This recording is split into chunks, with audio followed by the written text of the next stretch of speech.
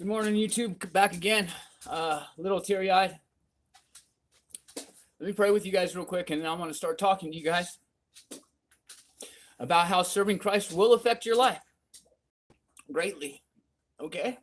And I told you this is a real channel about I'm going to be the example, and you're going to follow, right? You don't have to follow me. I just want you to get in a relationship with Christ. I know that this life, I can't believe I'm even getting teary-eyed. I'm not a pussy, excuse my language, but I've already lost everything. My mom, my grandparents, everybody. And I knew that this path would take me, because he already told me.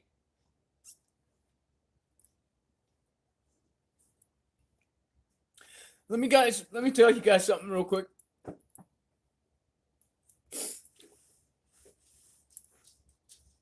Before I moved out here, I'm sorry, I'm just going to keep talking. Before I moved out to the state in New Mexico, where I'm at right now, I was a man of God already. I had already changed my life and given my heart to Christ. And I had become married to a beautiful woman who I've known this girl since she was 13. I was with her brother all my life. And we were running buddies until he got arrested. He hit a safe lick for $200,000. I wasn't with him at the time, but he got caught in Georgia with some girls. And he went to prison. I met Brittany through him, my wife, my ex-wife now. It's his little sister. And she's known me all my life. She's known all this hell that I've been through with my losing everybody. And when she and I got married, finally, I thought it was going to be forever, you know? And I thought that I could help her find a relationship with the Lord. Evidently, it just never worked. And so I was unevenly yoked in our marriage, okay? I was on fire for Christ, and it was, 7 years of tyranny and oppression. She's a very worldly person. She's material driven. She's very successful in real estate right now. And I told her 7 years ago that I started serving God back then, and I was working for the Lake Wells Care Center for Robert Quam. And Rob Quam at the Lake Wells Care Center in Florida said, "Listen, man, I'll give you this beautiful home that you and your wife and your child can stay in. All you have to do is be a supervisor and a counselor for these men that live about a couple miles away in the subdivision, and you'll just go around with your little clipboard, make sure they're doing okay, and checking on them." I've been sober almost a decade now, okay, if you round it up. But anyways, I'm a sponsor too now and everything like that. So I said, man, that would be a great deal. And I was going to Warner University at the time, and I was at HEART program at Hunger Education Resource Training, teaching, doing some things out there for my college. I graduated top 9 in my university for church ministries, basically this deal was free home, rent's paid, all this great stuff. But then Brittany had this idea. She said, "Well, Bobby." And the reason I'm in New Mexico, and you guys don't know this, is I'm fighting for custody. I have been since I've been here, for another child that I walked out on a long time ago. Her name is Rebecca Trinity Gatz, and she's my daughter. And I figured that we figured, Brittany figured that we would come out here and fight for custody now that I'm a man of God, and we were married and whatnot. And I told her, because I had a dream. Let me stop. We decided that would be good, and then I had a dream, and I told her, "Brittany, we can't go anywhere. Father told me that, if we leave, we're going to lose everything here, that what's happening with Lake Wells Care Center. I know that Trinity is in good hands with who she's with right now," and the Father said, "Just let it be. I know you don't really think that's a good idea, Britt, but, he wants us here, and he says if I do decide to go against his will, that I'll lose everything. I'll lose everything, including you." And she goes, "No, Bobby, don't listen to that crap. You and your God stuff, basically brushing me off, making me feel." And I listened to this. I've had prophetic dreams about how my mom died, literally. I'm not kidding. I've had prophetic dreams about how my whole point is this is like I've dreamt things before that have literally happened, like real stuff. And I'm not kidding. Okay. You can ask my family. You can, well, what's left of them. My stepfather is the only one really, and my stepsister. But I call him dad. That's why when I talk about my dad, it's my stepfather, but he was like my dad. Anyways, I'm alone in this world. Trust me. I've been on my own since I was 16. Okay. Literally. And then out of the dope houses since then. Okay. And so this new path in my life for the past, 16 years, since Teen Challenge has been something profound for me, finding Christ, straightening up, him literally taking crack, heroin, meth, alcohol, all these things out of my life, literally. And I'm blessed, to say that. And to find all these little kisses and all these things that he's doing for me, showing me that he's there along the way, all these little faithful show where he shows up. And I know he's real is my point. And I invest in him daily, and I love my father wholeheartedly. And when he told me that, I told Brittany, I said, look, if we leave, I'm going to lose you and I'm going to lose everything. And she laughed at that, and we came out here anyways to New Mexico. Slowly but surely, I've lost everything. I'm not kidding. Okay. Even her, now she's off with some other guy, and I'm not going to lie about her. She left me for a Mexican man. No, I was not a drug addict or alcoholic. I was out here trying to do the right thing. I always have been, still am.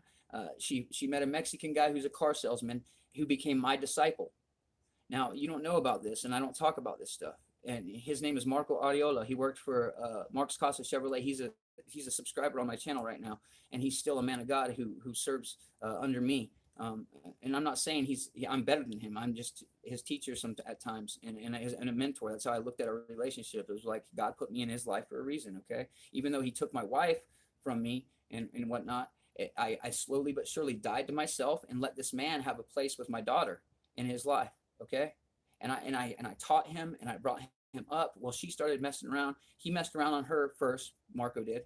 And he admitted to Brittany, he said, look, my problem is, I lust and I have a sex problem, a sex addiction problem. Well, so does Brittany. And so, but she used that after he cheated on her to go and go to Vegas, and she got whatever happened there with how many men, I don't know. And then this is my ex-wife.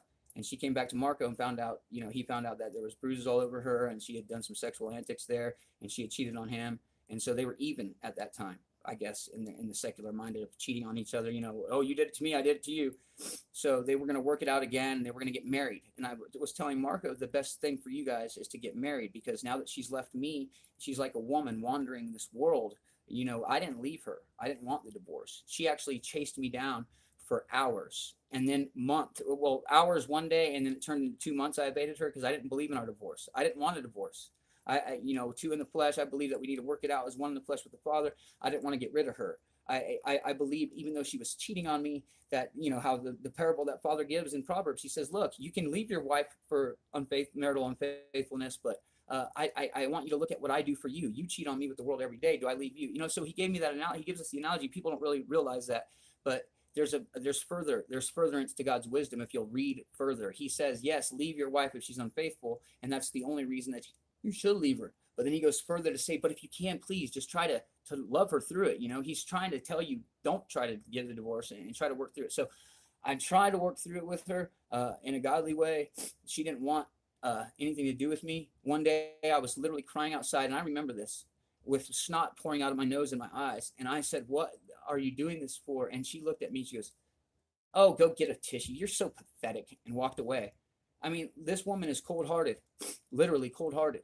She just now left him, Marco, the guy that she was with, for another guy. So now I have this new African-American dude running around trying to be a father, who I had to confront at the gymnastics the other day, in a Christ-like mindset. And mind you, I'm going through all these things. And then today, and wanting to live like a man of God. My ex-wife comes up to me. I give her certain things for rent, but unfortunately, those things aren't enough for her, and she wants more. And so today she told me basically, hey, I watched your channel, and I saw that let me just say it like this, man. She's not happy with my path with Christ. And she said basically, if I don't start giving her something soon, I'm going to get out of here. I have to get out of here. And I've been giving her something, trust me. You don't even know what I give her, and I'm not going to talk about it. but I give her enough. Okay, my aunt gives her $400 a month, like I told you guys before, from La Jolla, California, for rent, and then I give her something else that, and she only asked for $630 a month. Okay, for this place, and that's cheap for this place. But now things are changing. Her heart's getting back in, and now she she's back to being the one thing that I don't like her being, and I'm not going to say it online, but today she showed up and it's finalized. I have to be out of here soon. She's also going to go file emergency custody against me for my daughter because she said that my daughter thinks that she can come with me, and I told her, of course, we've been talking about this. Brittany, you've known about me going and doing this thing for forever, going and showing the world how to live for Christ wholeheartedly and going back to the land. And you're not going to do all that. And now it's no. And now I'm getting kicked out and losing my daughter today. That's what this is all about. So I'm going to be out of here soon. And it is for this message. It's not for nothing else. I'm literally losing everything for what I believe in. It's not because of anything else. It's not because I'm not capable. I'm fully capable. Yes, I could go get a job for this system right now. Yes, I could. Yes, I could. I could very much go get a job for this system, but it would go against every moral fiber, every ethical fiber that God has instilled in me. I can't do something that doesn't sit well with me. I'm just not built that way. I can't. It's like telling me, no, I can't. I'm sorry. It's just not going to work. It just won't work. Somebody's got to make a stand. So I'm making the stand, and I'm losing it all. But I already knew that I would lose it all. And God says, if you don't hate your mother or brother or sister or your son or your daughter more than me, then you're not fit for my kingdom. And he doesn't mean hate them. He just means that, you got to love me the most. Okay. And that a lot of times your family members will scoff at you for following me, he's saying. And even the ones you love the most will hate you the most and hurt you the most for what you believe in. If they hated me first, they'll hate you also. Amen. And so I might lose everything right now. And that's okay with me. I don't know. Necessarily, I wasn't planning on leaving this soon. I was planning on leaving at the end of this winter. But all of a sudden, she's already known that I've been planning all this stuff too. It's all of a sudden today, it's just, it's just that way. And so please pray for God to help me get ready sooner than I planned. There's a lot of things that I need to do really quickly. And I'm not ready to go put seed down in the ground yet. But hey, it's not about me being ready anymore. And I got to get out of here. And I'm losing my child. So pray for me. Please. My daughter's all I got besides the father. And so it hurts. It hurts. And I could get everything back if I'll just do it the way that the system wants. But I'm not going to. And that hurts that I'm going to have to sacrifice that. I love you guys. Pray for me.